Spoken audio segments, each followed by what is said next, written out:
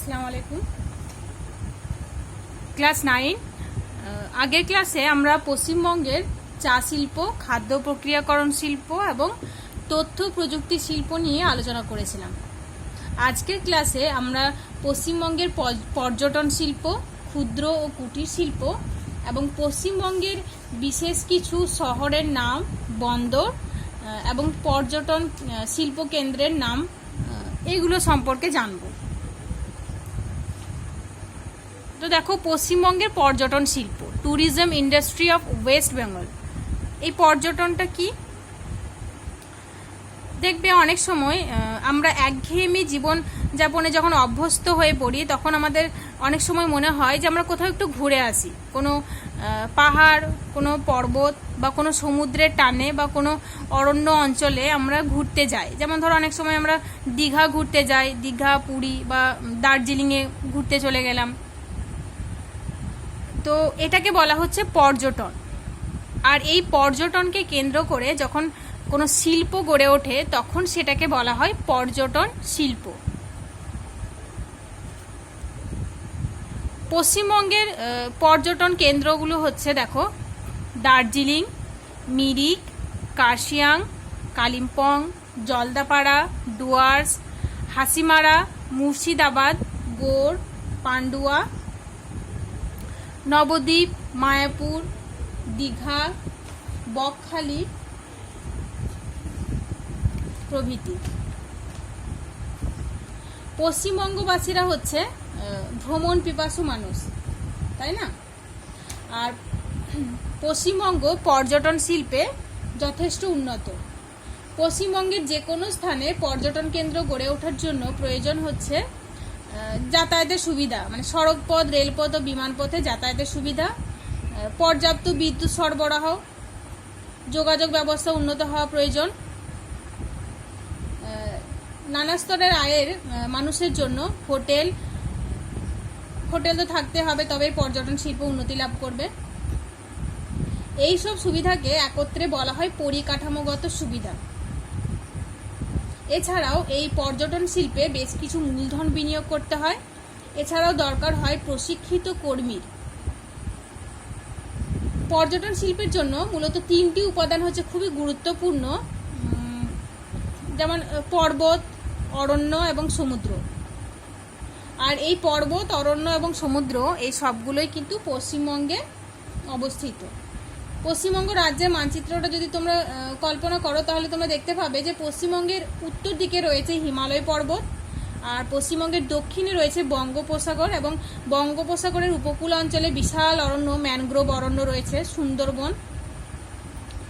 এই পর্বত, অরণ্য এবং সাগরের টানে প্রতি বছর দেশ বিদেশ থেকে পশ্চিমবঙ্গে বহু পর্যটকের আগমন ঘটে, যার জন্যে পশ্চিমবঙ্গ পর্যটন শিল্পে সমৃদ্ধ এবং এ রাজ্যের বিভিন্ন অংশে পর্যটন কেন্দ্রগুলোও গড়ে উঠেছে। শুধুমাত্র এই পর্বত, অরণ্য এবং সমুদ্র টানে নয়, আরও অন্যান্য কারণেও পশ্চিমবঙ্গের পর্যটন শিল্প উন্নত।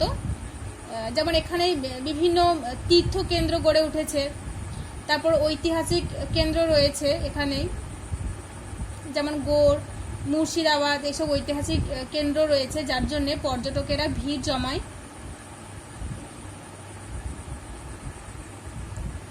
তো পশ্চিমবঙ্গের পর্যটন শিল্পের উন্নতির কারণগুলো আমরা একটু জানবো। পর্যটন শিল্পের উন্নতির কারণ,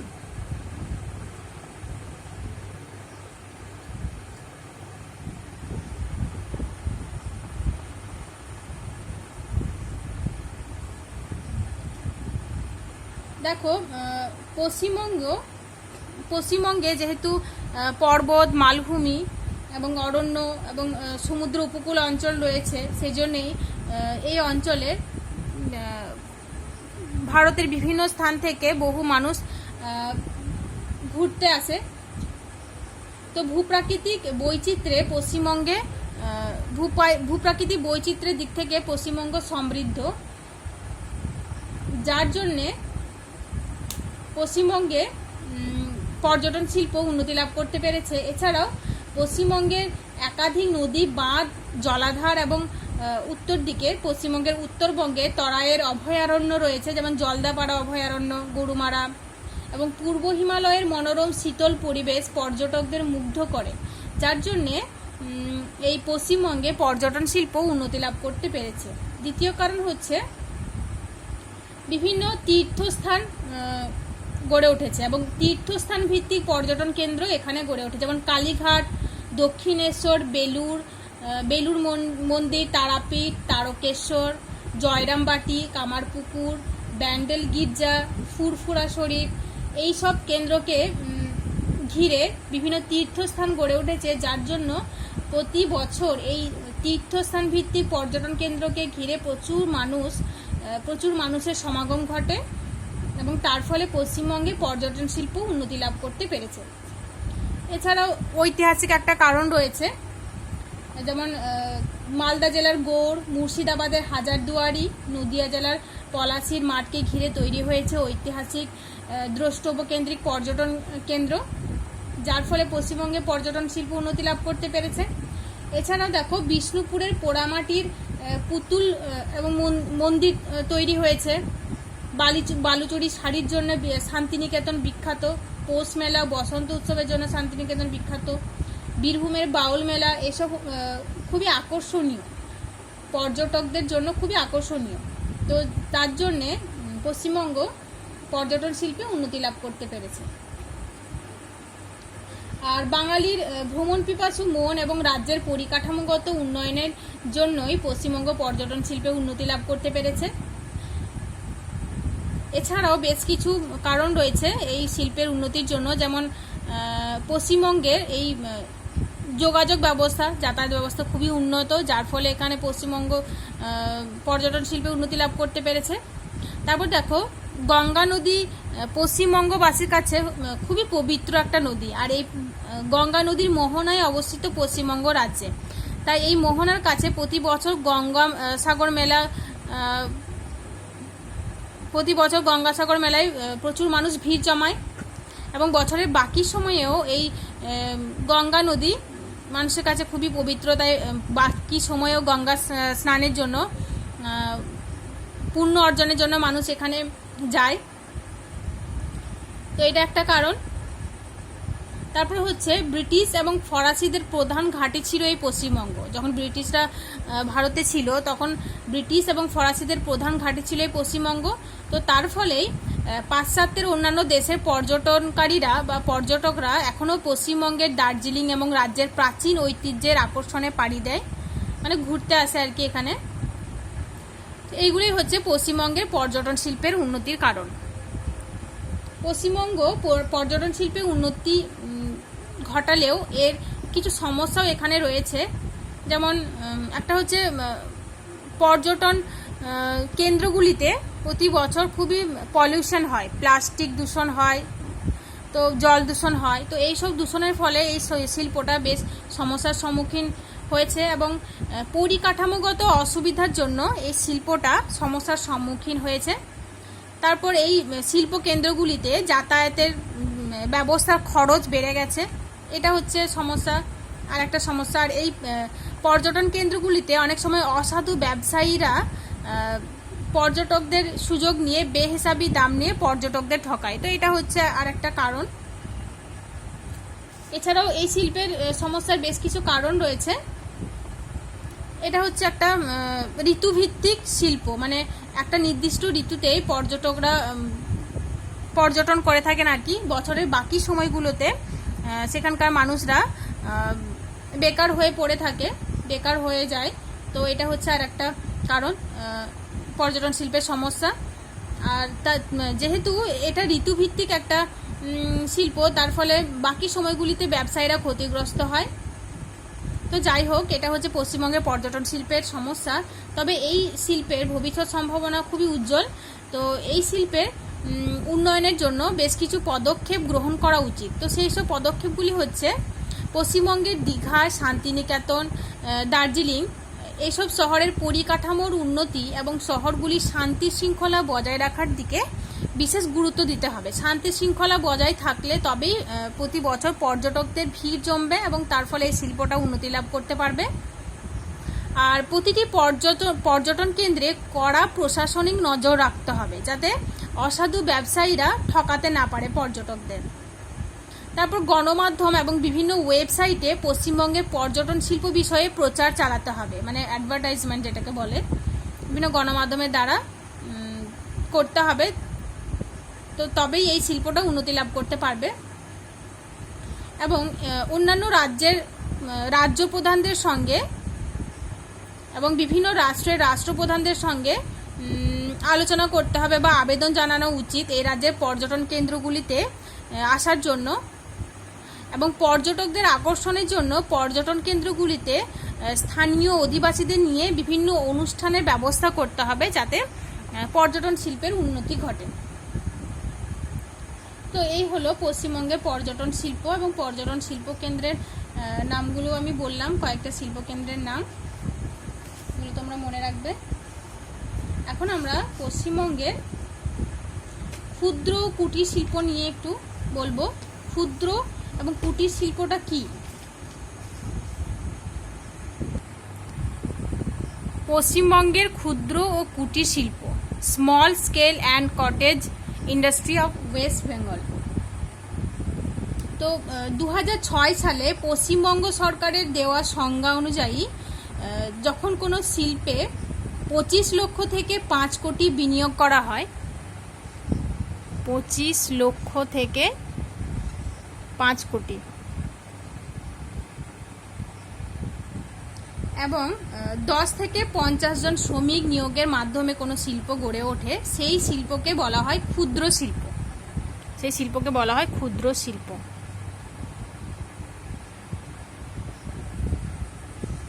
আর কুটির শিল্প হচ্ছে ওই একই 2006 সালে পশ্চিমবঙ্গ সরকারের দেওয়া সংজ্ঞা অনুযায়ী নিকটস্থ মানে কাছে কাঁচামালের সাহায্যে পরিবারের সদস্যদের নিয়ে এবং পরিবারে মানে নিজের ঘরেই গড়ে ওঠা যে ক্ষুদ্র শিল্প সেটাকে বলা হয় কুটির শিল্প। কুটির শিল্প হচ্ছে গ্রামভিত্তিক একটা শিল্প, যে শিল্পে যন্ত্রের বিশেষ প্রয়োগ হয় না। ক্ষুদ্র শিল্প, কুটির শিল্প। তো এবার আমরা কি বলবো যে ক্ষুদ্র শিল্প কুটির শিল্পটা কি এক? দেখো, ক্ষুদ্র শিল্প মানে কুটির শিল্প ক্ষুদ্র শিল্প, কিন্তু সব ক্ষুদ্র শিল্পই কিন্তু কুটির শিল্প নয়। ক্ষুদ্র শিল্প হচ্ছে ব্যক্তিগত বা স্বল্প কয়েকজনের মিলিত উদ্যোগেই নিজেদের মূলধন বিনিয়োগের দ্বারা গড়ে ওঠে এবং এর জন্য প্রাথমিকভাবে নিজেদের চাহিদা পূরণের উদ্দেশ্যে গড়ে ওঠে, কিন্তু পরে তা রপ্তানিমুখী হয়। কুটির শিল্পটাও তাই, কিন্তু ক্ষুদ্র শিল্পের একটা সাধারণ জায়গায় ক্ষুদ্র আকারে শিল্পটা গড়ে ওঠে, একটা নির্দিষ্ট জায়গা থাকে, কিন্তু কুটির শিল্প হয় বেশিরভাগই শিল্পীর নিজের কুটিরেই হয়ে থাকে। তো ক্ষুদ্র মানে এটাই হচ্ছে ক্ষুদ্র শিল্প কুটির শিল্পের পার্থক্য। মানে কুটির শিল্পটাও ক্ষুদ্র শিল্প, তবে ক্ষুদ্র শিল্প মানে ক্ষুদ্র শিল্পের একটা নির্দিষ্ট জায়গা থাকে যেখানে এই শিল্পটা গড়ে ওঠে। আর কুটির শিল্প হচ্ছে, কুটির শিল্পটা ক্ষুদ্র শিল্পই, কিন্তু কুটির শিল্প শিল্পীর নিজস্ব কুটিরে হয় এবং শিল্পীর পরিবারের সদস্য এবং পার্শ্ববর্তী কয়েকজন সদস্য মিলেই এই শিল্পটা গড়ে ওঠে। তাহলে বোঝা গেছে ক্ষুদ্র শিল্প কুটির শিল্পটা কি। যাই হোক, পশ্চিমবঙ্গের বেশ কিছু ক্ষুদ্র কুটির শিল্প নিয়ে আমি এখন আলোচনা করব। দেখো, প্রথমে হচ্ছে মৃৎ শিল্প।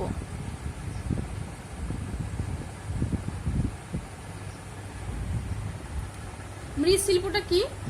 এই যে মাটির মূর্তি নির্মাণ, যেমন কলকাতার কুমোরটুলি, তারপর নদিয়ার কৃষ্ণনগরের মাটির মূর্তি নির্মাণ করা হয়, তো এগুলি হচ্ছে মৃৎশিল্প। তারপর বাঁকুড়ার বিষ্ণুপুরে পোড়ামাটির কাজ, বিভিন্ন পোড়ামাটির পাত্রের ওপরে নকশা তৈরি করা হয়, মাটি তৈরি বিভিন্ন ধরনের গয়না তৈরি করা হয়, তো এগুলো হচ্ছে মৃৎশিল্প। এটা কুটির শিল্প হতে পারে, মানে অনেক শিল্পীরা নিজেদের বাড়িতে বসে করে, আবার এটা ক্ষুদ্র শিল্প বলতে পারি।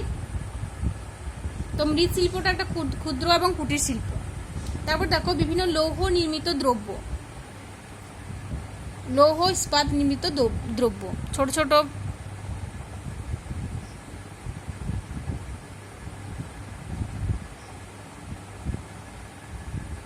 ছোট ছোট ছুরি, কাঁচি, হাতুড়ি, চিনি, এইসব যখন মানুষ তৈরি করে, কোদাল, কুড়ুল, সাঁড়াশি, তারপর লাঙ্গলের ফলা, তো এগুলো হচ্ছে লৌহ নির্মিত দ্রব্য। আর এটা হচ্ছে একটা ক্ষুদ্র শিল্প।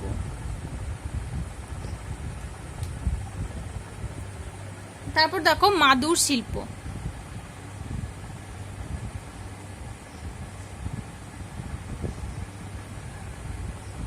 মাদুর শিল্পটা কি? মাদুর হচ্ছে এক ধরনের লম্বা লম্বা গাছ, আর এগুলোকে মাদুর কাঠিও বলে। তো এই কাঠিগুলোকে চেরাই করে মাদুর বোনা হয়। এই শিল্প মূলত পশ্চিম ও পূর্ব মেদিনীপুরে বিখ্যাত। এটা হচ্ছে একটা কুটির শিল্প।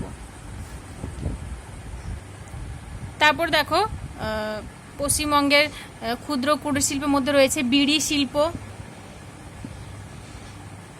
কেন্দু পাতা সংগ্রহ করে সেটাকে শুকিয়ে পশ্চিমবঙ্গের বহু মানুষ বিড়ি বেঁধে জীবিকা নির্বাহ করে।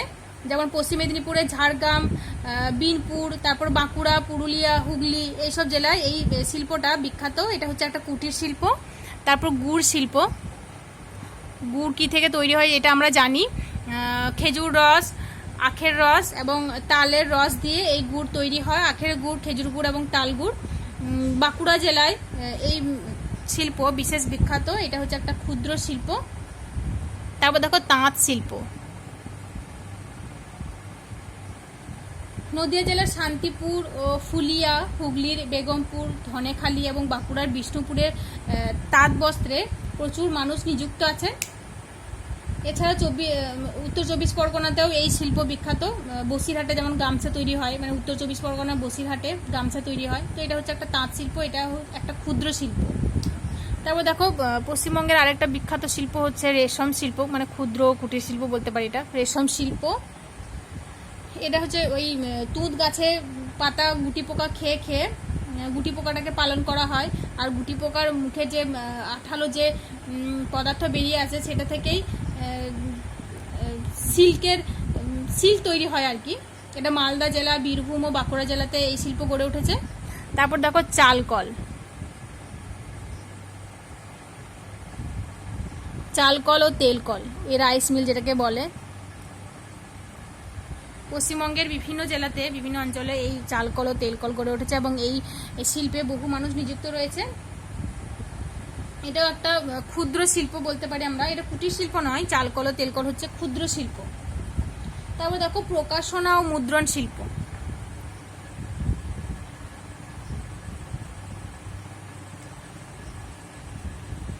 প্রকাশনা ও মুদ্রণ শিল্প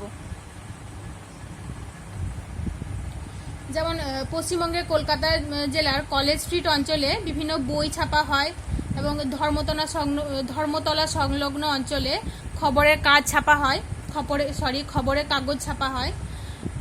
তো এই অঞ্চলে একাধিক ছাপাখানা রয়েছে। এটা হচ্ছে প্রকাশনা ও মুদ্রণ শিল্প পশ্চিমবঙ্গে। তারপর দেখো কাঠের আসবাবপত্র তৈরি। কাঠের আসবাবপত্র তৈরি শিল্প, এটা হচ্ছে একটা ক্ষুদ্র শিল্প। আসবাবপত্র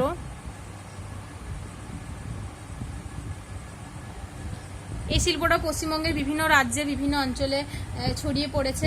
বিভিন্ন ছুতোর এই কাজে নিযুক্ত রয়েছেন, মানে যারা কাঠের বিভিন্ন আসবাবপত্র তৈরি করেন তাদেরকে ছুতোর বলা হয়।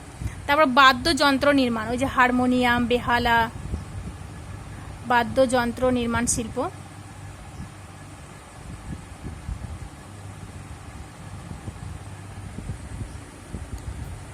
তারপর ডুগডুগি, বাঁশি, তবলা, ঢোল এইসব বানায় আর কি। পশ্চিমবঙ্গের বিভিন্ন রাজ্যের মানুষ এই বাদ্যযন্ত্র নির্মাণ শিল্পে নিযুক্ত আছেন। এছাড়াও পশ্চিমবঙ্গের কুটির শিল্পের মধ্যে রয়েছে তালপাতার টুপি বোনা, তালপাতার পাখা বোনা, ঝুড়ি বোনা। এগুলো হচ্ছে কুটির শিল্পের উদাহরণ।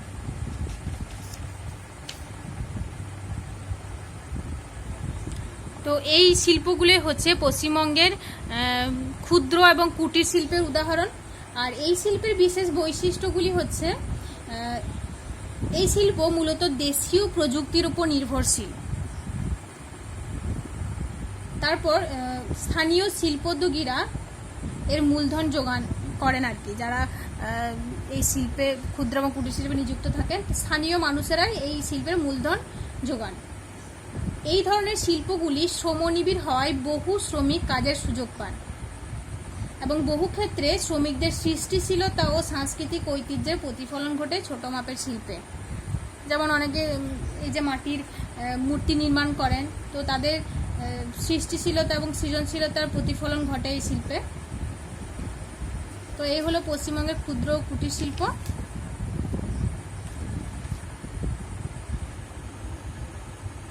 এখন আমরা পশ্চিমবঙ্গের প্রধান শহর, বন্দর এবং পর্যটন কেন্দ্রসমূহ নিয়ে একটু বলবো। Major সিটিজ, ports and tourist sites of West Bengal. জেলা ভিত্তিক মানে পশ্চিমবঙ্গের প্রত্যেকটি জেলা এবং সেই জেলার প্রধান শহর, বন্দর এবং পর্যটন কেন্দ্রসমূহগুলো আমরা জানবো। প্রথমে দেখো কলকাতা। এই কলকাতা জেলার প্রধান শহর হচ্ছে কলকাতা, যেটি হুগলি নদীর বাম তীরে গঙ্গার মোহনা থেকে 128 কিমি ভেতরে অবস্থান করছে। আর এটা হচ্ছে পশ্চিমবঙ্গের রাজধানী শহর। কলকাতা হচ্ছে পশ্চিমবঙ্গের রাজধানী শহর। আর কলকাতা হচ্ছে একটা বন্দর, মানে কলকাতা জেলার প্রধান বন্দর হচ্ছে কলকাতা বন্দর। এটা হুগলি নদীর মোহনা থেকে 128 কিমি ভেতরে অবস্থান করছে বন্দরটি, এবং এই বন্দরটি জলপথে সারা ভারত ও পৃথিবীর সাথে পশ্চিমবঙ্গ রাজ্যটিকে যুক্ত করেছে। এই কলকাতা শহরের প্রধান পর্যটন কেন্দ্রগুলি হচ্ছে ভিক্টোরিয়া স্মৃতিসৌধ, যেটি সাদা মার্বেল পাথরের তৈরি, আর saint Paul's cathedral, Howrah bridge যেটাকে রবীন্দ্র সেতু বলি, বিদ্যাসাগর সেতু রয়েছে এখানে, তারপর ইডেন গার্ডেন, তারপর কলকাতা মেট্রো, চিড়িয়াখানা, সায়েন্স সিটি, নিকো পার্ক প্রভৃতি হচ্ছে কলকাতার বিশেষ বিশেষ পর্যটন কেন্দ্র। তারপর দেখো পূর্ব মেদিনীপুর। পূর্ব মেদিনীপুরের প্রধান শহর হচ্ছে তমলুক, হলদিয়া, কাথি ও এগরা। এখানকার প্রধান বন্দর হচ্ছে হলদিয়া। হুগলি ও হলদি নদীর সংযোগস্থলে হলদিয়া বন্দর গড়ে উঠেছে। এই বন্দরটি কলকাতা বন্দরের পরিপূরক বন্দর। কলকাতা বন্দরকে নিয়ে যখন বিভিন্ন সমস্যার সৃষ্টি হলো, তখন তার পরিপূরক হিসেবেই এই হলদিয়া বন্দর গড়ে তোলা হয়েছে। এখানকার প্রধান পর্যটন শিল্প কেন্দ্রগুলি হচ্ছে দীঘা, জোনপুট ও শঙ্করপুরের সমুদ্র সৈকত, এগুলো। তারপর দেখো হাওড়া জেলা। হাওড়া জেলার প্রধান শহর হচ্ছে উলুবেড়িয়া। এটা হাওড়া জেলার সদর দপ্তর। আর এখানকার পর্যটন কেন্দ্র হচ্ছে শিবপুরের বোটানিক্যাল গার্ডেন, তারপর বেলুর মঠ, তারপর গাদিয়াড়া, এইগুলো। এখানেই কিছু মন্দিরও গড়ে উঠেছে, ওই যে আমতার মেলাই চণ্ডী মন্দির, এগুলো। তারপর দেখো হুগলি জেলা। হুগলি জেলার প্রধান শহর হচ্ছে চুঁচুড়া। চুঁচুড়া হচ্ছে হুগলির প্রধান সদর। তারপর দেখো চন্দননগর, শ্রীরামপুর, আরামবাগ, এগুলো হচ্ছে হুগলি জেলার প্রধান শহর। এখানকার পর্যটন কেন্দ্র হচ্ছে ব্যান্ডেল চার্চ, তারপর তাপবিদ্যুৎ কেন্দ্র, এই ব্যান্ডেল তাপবিদ্যুৎ কেন্দ্র যেটা, এখানেই তারকেশ্বর বা তারকনাথের মন্দির গড়ে উঠেছে। আর এটাই হচ্ছে শ্রীরামকৃষ্ণদেবের জন্মস্থান, কামারপুকুর, এখানেই অবস্থিত। তারপর রয়েছে দেখো দক্ষিণ চব্বিশ পরগনা। দক্ষিণ চব্বিশ পরগনার প্রধান শহর হচ্ছে বারুইপুর, যেখানে পেয়ারা বিখ্যাত, বারুইপুরের পেয়ারা তোমরা তো জানো সবাই। তারপর ক্যানিং, ডায়মন্ড হারবার, কাকদ্বীপ, আলিপুর, এগুলো।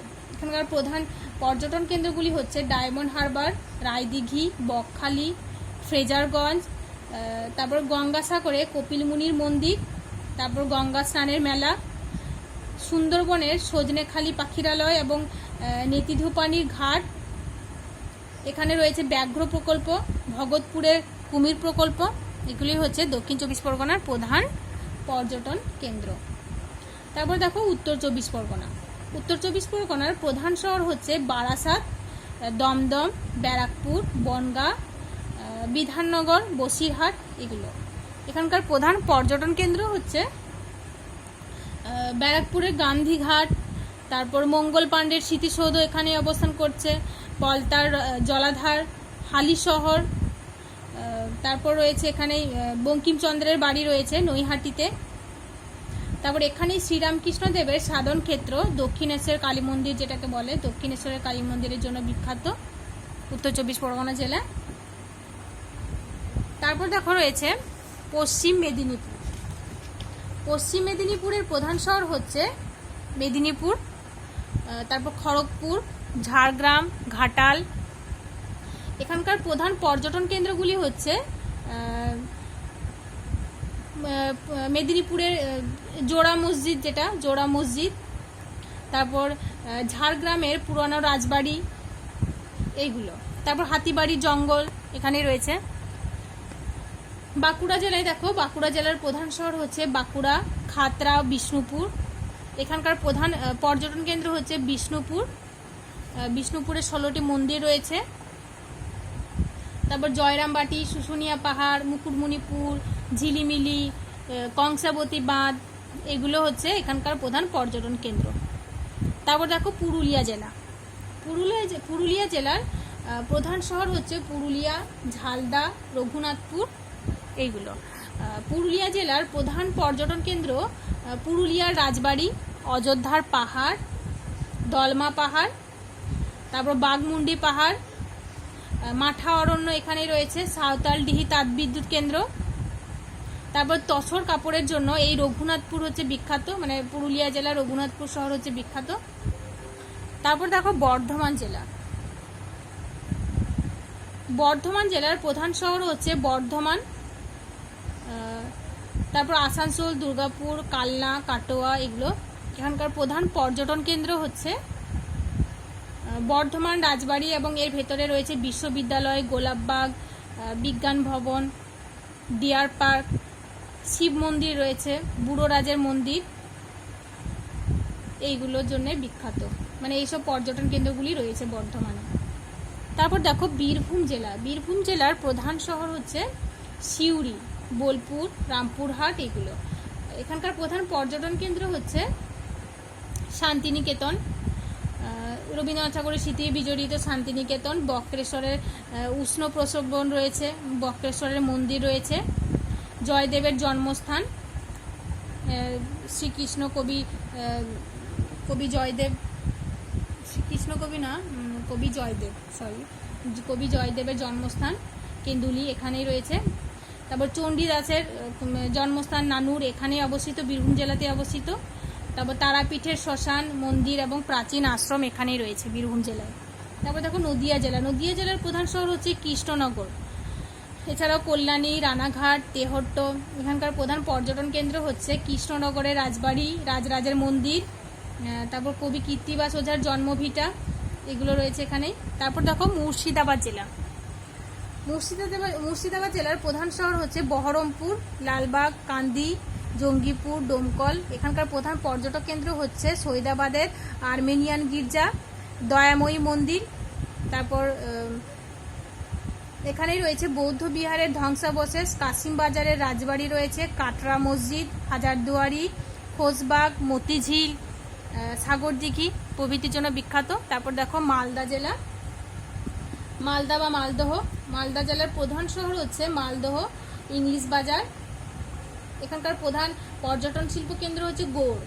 এছাড়া রয়েছে আদিনা মসজিদ, সালামি দরওয়াজা, একলাখি সমাধি, শ্রী চৈতন্যদেবের স্মৃতি বিজড়িত রামকলিগ্রাম এখানেই রয়েছে।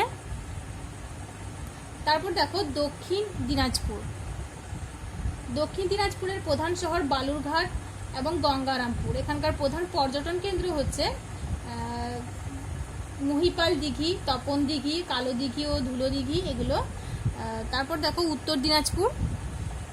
উত্তর দিনাজপুরের প্রধান শহর রায়গঞ্জ, ইসলামপুর। আর এখানকার প্রধান পর্যটন কেন্দ্র হচ্ছে কুলিক পাখিরালয়, এটাও রায়গঞ্জে অবস্থিত। এটা হচ্ছে এই কুলিক পাখিরালয় হচ্ছে এশিয়ার দ্বিতীয় বৃহত্তম পাখিরালয়। তারপর দেখো জলপাইগুড়ি। জলপাইগুড়ির প্রধান শহর জলপাইগুড়ি এবং মালবাজার। এখানকার পর্যটন কেন্দ্রগুলির মধ্যে বিখ্যাত হচ্ছে মন্থনী দেবীর মন্দির, এটা নাকি দেবী চৌধুরানীর মন্দির বলা হয়। না, দেবী চৌধুরানীর মন্দির না, দেবী চৌধুরানী এই দেবীর পূজা করতেন, ওই মান্থনী দেবীর মন্দির যেখানে রয়েছে, মান্থনী দেবীর পূজা করতেন। তারপর দেখো রয়েছে আলিপুরদুয়ার, 23তম জেলা পশ্চিমবঙ্গে, 20তম জেলা। আলিপুরদুয়ারের প্রধান শহর হচ্ছে আলিপুরদুয়ার। তারপর এখানকার পর্যটন কেন্দ্র হচ্ছে বক্সা পাহাড়। তারপর ইংরেজ আমলে সেখানে বিভিন্ন ধরনের বন্দিশালা, তারপর বক্সা ব্যাঘ্র প্রকল্প এখানে রয়েছে, বক্সার দুর্গ রয়েছে এখানে আলিপুরদুয়ারে। তারপর দেখো কোচবিহার, কোচবিহারের প্রধান শহর হচ্ছে কোচবিহার সদর। তারপর দিনহাটা, মাথাভাঙ্গা, মেখলিগঞ্জ, তুফানগঞ্জ এগুলো রয়েছে। এখানকার প্রধান পর্যটন কেন্দ্র হচ্ছে কোচবিহারে রাজপ্রাসাদ, রাজবাড়ি, মিউজিয়াম, বানেশ্বর মন্দির, মদনমোহন মন্দির রয়েছে এখানে কোচবিহারে। তারপর দেখো দার্জিলিং জেলা, দার্জিলিং জেলার প্রধান শহর হচ্ছে দার্জিলিং। এছাড়াও কালিম্পং, কার্শিয়াং ও শিলিগুড়ি, এগুলো পরবর্তীকালে যদিও আলাদা হয়ে গেছে, কালিম্পং, কার্শিয়াং। এখানকার প্রধান পর্যটন কেন্দ্র হচ্ছে রক গার্ডেন, মানে দার্জিলিংয়ের প্রধান পর্যটন কেন্দ্র রক গার্ডেন, টাইগার হিল, চিড়িয়াখানা রয়েছে, চিঞ্চল হ্রদ রয়েছে, তারপর বোটানিক্যাল গার্ডেন রয়েছে, এগুলোর জন্য বিখ্যাত। তো যাই হোক, আজকে আমাদের পশ্চিমবঙ্গের বিশেষ বিশেষ শহর, পর্যটন কেন্দ্র, ক্ষুদ্র কুটির শিল্প এগুলো হয়ে গেছে। পশ্চিমবঙ্গটা পুরোটাই শেষ হয়ে গেল। আমি তোমাদের বেশ কিছু কোশ্চেন দিয়ে দেবো, সেগুলো তোমরা ভালো করে পড়ো। 2 নম্বর, 3 নম্বর, 5 নম্বর কোশ্চেন দিয়ে দিচ্ছি, ছবি তুলে সেগুলো তোমরা ভালো করে পড়বে। আর এই চ্যাপ্টার থেকে যত শর্ট কোশ্চেন হবে টেক্সট বই থেকে তোমরা ভালো করে পড়ো। আর অসুবিধা হলে আমার সঙ্গে কন্ট্যাক্ট করবে, আর আমাকে একটু চেক করিয়ে নেবে। তোমরা টেক্সট বইয়ের যে অনুশীলনের শর্ট কোশ্চেনগুলো 2-3টে বই আছে তোমাদের, সেই বইগুলো ফলো করো। তো সেই কোশ্চেনগুলো করে আমাকে একটু চেক করিয়ে নিও। আসসালামু আলাইকুম।